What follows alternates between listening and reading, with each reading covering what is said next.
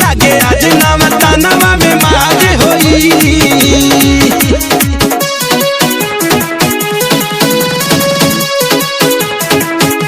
लागे आज नवतनवा में माज होई। पेन्हले बारू लहंगा ऐसे होता ना बर्दाश्त हो। देखी के मनवा करा ताटे कादी ही कुछ खास हो, कादी ही कुछ खास हो। पेन्हले बारू लहंगा ऐसे होता ना बर्दाश्त हो। देखी के मनवा करा ताटे कादी ही कुछ खास हो। देखी जवानिया लगाता ऐसे लगवाना ना चल पान हई।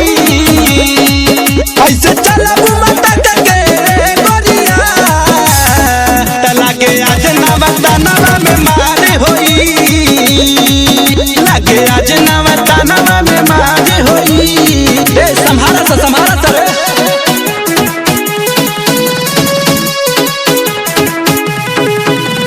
त लागे आज नवतनवा में मार होई।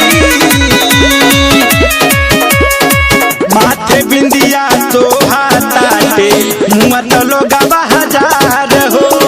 पतली कमर लचकावा तारू पागल भइल बा बाजार हो, पागल भइल बा बाजार हो।